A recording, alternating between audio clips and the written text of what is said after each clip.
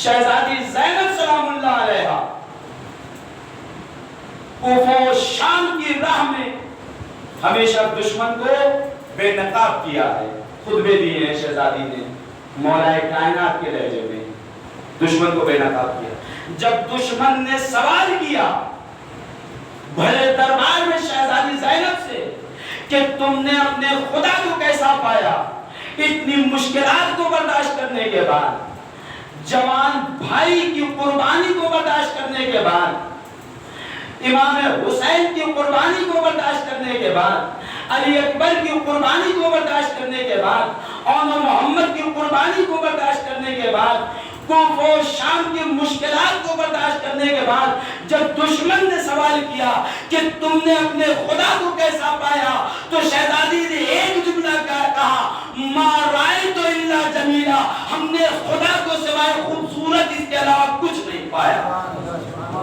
خدا کو صرف اور صرف خوبصورت پایا ہے. یہ اہل بیت علیہ السلام کی زندگی, ہمیشہ جہاں دشمن کو دیکھا اسے بے نقاب کیا. اور شہزادی کا دشمن اس وقت جلالی, جس نے 1400 برس کے لوگوں کے ریکارڈ کو توڑ دیا. آج تک کسی نے اس طریقے کی زبان استعمال نہیں کی تھی. ہمیشہ سب نے عذرا کہا, ہمیشہ بطول کہا, ہمیشہ صدیقہ کہا, ہمیشہ طاہرہ کہا, لیکن اس ملعون نے شہزادی کی خدمت کی جسارت کی. کیا یہ ملعون جواب دے سکتا ہے صرف اس حدیث کا؟ رسول کی حدیث صحیح بخاری میں, ان کی اور تمام کتابوں میں, اور ہمارے یہاں بھی ہے, من ماتا ولم یعرف امام زمانہ ماتا میتۃ جاہلیہ. جو انسان مر جائے اور اپنے زمانے کے امام کو نہ پہچانے, اس کی موت جہالت کی موت ہوگی. یہ ہمیں جلالی جواب دے کہ شہزادی فاطمہ الزہرا سلام اللہ علیہا کا امام کون تھا.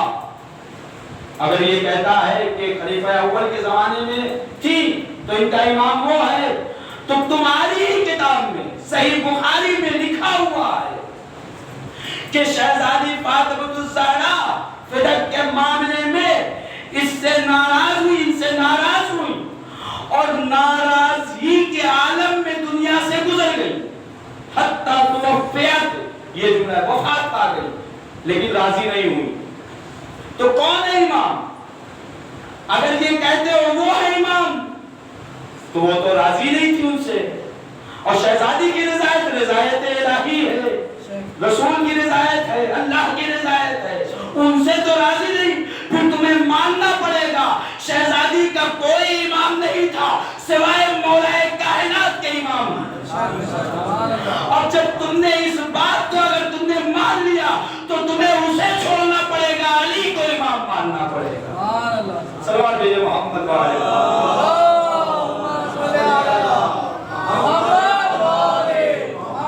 ورنہ اپنی کتابوں سے حدیث کو مٹا دو, اور تمہارے اندر طاقت نہیں ہے جو تم مٹا سکو, اس لیے کہ تم نے اس میں صحیح کا لگا رکھا ہے. ترجمہ صحیح ہے, اس میں صحیح یعنی صحیح, ساری حدیثیں جو موجود ہیں صحیح ہے.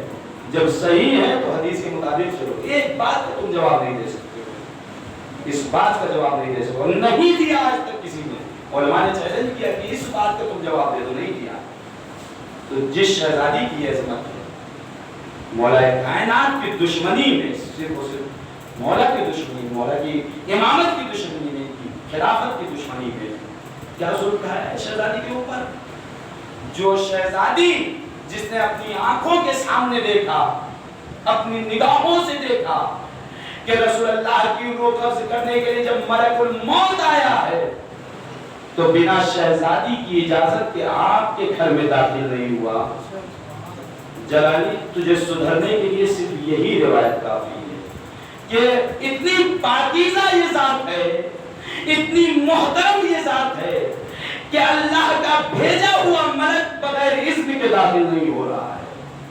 جس شہزادی نے اپنی زندگی میں یہ دیکھا ہو کہ میرے گھر میں میرے بابا کی روح قبض کرنے کے لیے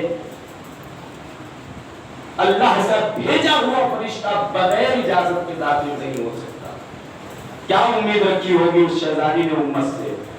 یہی امید رہی ہوگی نا کہ ہمارے گھر میں چاہے جو کچھ ہو جائے اذیت نہیں دی جائے گی، ہمارے گھر میں کبھی دشمن داخل نہیں ہو سکتا، اس لیے کہ ملائکہ بغیر اجازت کے جب داخل نہیں ہو سکتا تو دشمن کیسے داخل ہوگا۔ لیکن وفات رسول کے بعد یہی شہزادی کا در ہے، ظالم آتے ہیں علی کو نکالو، دفاع ولایت میں شہزادی کہتی ہے ہم علی کو نہیں نکالیں گے، ہم اس گھر میں آگ لگا دیں گے۔ کیا تم اس گھر میں آگ لگا دو گے جس میں رسول کے چھوٹے نواسے زندگی گزار رہے ہیں؟ تو ظالموں نے جواب دیا ولو کانا، چاہے کچھ بھی ہو ہم آگ لگا دیں گے۔ اسے کہا نہیں میرے عزیزوں، آگ بھی لگا دی، اور صرف آگ نہیں لگی، جلتے ہوئے دروازے کو ہجوم کے ساتھ دھکا دیا۔ اب جو دھکا دیا ہے تو اس جلتے ہوئے دروازے میں جو کیل جل رہی تھی وہ کیل شہزادی کے سینے میں چبھ گئی، ہاں صرف چبھی نہیں بلکہ شہزادی کی پسلیوں کو توڑتی ہوئی پار ہو گئی۔ بس ایک مرتبہ شہزادی کا محسن شہید ہو گیا۔ دفاع ولایت میں شہزادی نے کہا میرے سینے کی پسلیاں ٹوٹتی ہے تو ٹوٹے، میرا محسن شہید ہوتا ہے تو ہو، لیکن میں اپنے جب تک میری حیات باقی ہے میں اس ولایت کا دفاع کروں گی۔ آزاداروں دفاع کیا، اور شہزادی کی مظلومیت کو اگر سمجھنا ہے تو میرے عزیزوں چھٹے امام کے صحابی بشار سے سمجھئے۔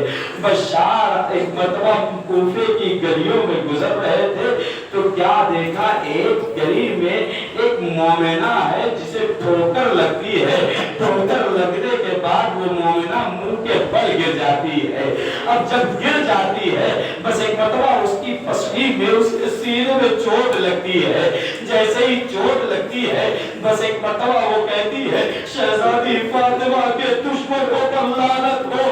جیسے ہی وہ لعنت کرتی ہے تو حاکم کے جو سپاہی تھے ان سب نے اس مومنہ کو قید کر لیا۔ بشار کہتا میں گھبرایا، میں نے سوچا اس نے تو علنی لعنت کر دی ہے، اب یہ اس کا کیا کریں گے۔ میں دوڑا ہوا آیا امام کے پاس، چلے امام کے پاس آنے کے بعد کہا اے مولا ابھی ابھی کوفے کی گلی میں یہ حادثہ پیش آیا۔ امام نے سنا، سننے کے بعد بشار سے کہا آؤ میرے ساتھ چلو کوفے میں، آؤ میرے ساتھ مسجد کوفہ میں چلو۔ امام مسجد کوفہ میں جاتے ہیں، 2 رکعت نماز پڑھتے ہیں، سجدہ طولانی کرتے ہیں، اس کی رہائی کی دعا کرتے ہیں۔ طولانی سجدے کے بعد ایک مرتبہ سر کو اٹھاتے ہیں، اٹھانے کے بعد کہتے اے بشار جاؤ، اب دیکھو وہ آزاد ہو چکی ہے، اسے میرے پاس لے کر آؤ۔ بس ایک مرتبہ بشار سے جاتے ہیں تو دیکھتے واقعی وہ آزاد ہو گئی۔ بشار کہتے ہیں تجھے معلوم ہے تجھے کس نے آزاد کرایا ہے؟ ارے تیرے امام نے، چھٹے امام نے تیری آزادی کے لیے دعا کی ہے، اس لیے تو آزاد ہو گئی ہے، چل امام کی زیارت کو چلتے ہیں۔ بس ایک مرتبہ بشار اس کو لیتے ہیں، امام کی خدمت میں لے کر آتے ہیں۔ جب امام کے پاس آتی ہے، عزاداروں نہ سن سکو گے، جب امام کے پاس آتی ہے امام نے اس سے پوچھا اتنا بتا کہ جب تو گری ہے اور گر کے جب تو اٹھی ہے تو میری جدہ کے دشمن پر تو نے لعنت کیوں بھیجی؟ بس یہ طرف کے کہتی ہے اے مولا جب میں گری تو میری پسلیوں میں چوٹ لگی، اس چوٹ کی وجہ سے میں سانس نہیں لے پاتی تھی، میرے ذہن میں خیال آیا کہ مجھے تو بس چوٹ لگی ہے، میں سانس نہیں لے پا رہی۔ ارے میری شہزادی فاطمہ ان کی پسلیاں تو ٹوٹ گئی تھی، اتنے دنوں تک میری شہزادی نے کیسے اپنی